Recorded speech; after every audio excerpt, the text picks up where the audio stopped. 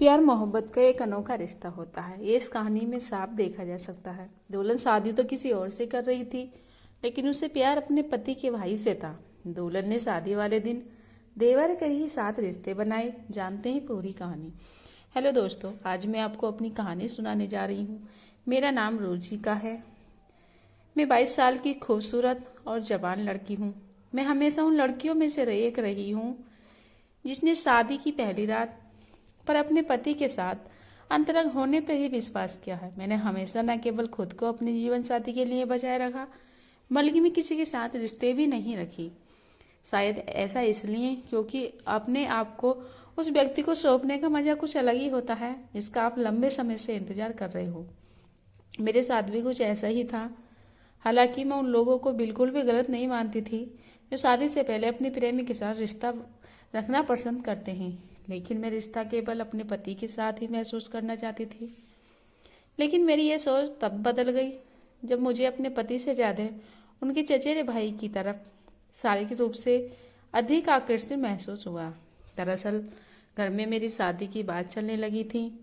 रिश्ता पक्का भी हुआ और बात आगे बढ़ने के लिए मेरे पति और उनका पूरा परिवार मुझसे मिलने आए। यह पहली बार था जब मैं अपने होने वाले ससुराल वालों से मिल रही थी। इस दौरान मुझे उनके चचेरे भाई की भी एक झलक देखने को मिली, जिससे वे सब कुछ था जो मैं अपनी लाइफ पार्टनर से चाहती थी। मैं देखने में न केवल काफी स्मार्ट था, बल्कि मजबूत होने के साथ साथ मृदुभाषी भी था। वही मेरे पति के साथ ऐसा नहीं है। वे बिल्कुल भी रोमांटिक नहीं है। यही एक वजह भी ही कि मैंने कभी उनकी सराहना नहीं की। अपने पति के चचेरे भाई को देखकर मैं पूरी तरह उस पर फिदा हो गई। इस दौरान मैं ईमानदारी से चाहती थी कि मेरी शादी मेरे पति के साथ नहीं, बल्कि चचेरे भाई के साथ तय हो, लेकिन ऐसा नहीं हुआ। हालांकि मैंने अपने माता पिता को बहुत बार यह बात बताने की कोशिश भी की कि मैं उससे नहीं, बल्कि उसके चचेरे भाई की पत्नी बनना चाहती हूँ, लेकिन उन्होंने मुझे वेतों की बातें बताने के लिए शर्मिंदा किया। शायद ऐसा इसलिए क्योंकि उसका चचेरा भाई मुझसे 2 साल छोटा था। मेरी शादी की बात आगे बढ़ती चली गई और दोनों परिवारों में मिलना जुलना भी शुरू हो गया। मेरे पति के साथ उसका चचेरा भाई भी मुझसे मिलने आता रहता था, जिसकी आंखों में निश्चित रूप से देख सकती थी कि वह भी मेरे प्यार में है। ऐसा इसलिए क्योंकि वह मुझे चुपके चुपके घूरता था, जिसमें मैं काफी ज्यादा नोटिस कर रही थी। हालांकि मैं अपनी भावनाओं को यह सोचकर धोखा दिया कि मुझे अपने पति के लिए आकर्षण है, उसके चचेरे भाई के लिए मेरे दिल में कुछ भी नहीं है। लेकिन उसके बाद भी मैं उसके बारे में सोचना बंद नहीं कर सकी। शायद इसलिए क्योंकि मुझे अपने जीवन इस तरह से जीना था। देखते ही देखते मेरी शादी का दिन आ गया।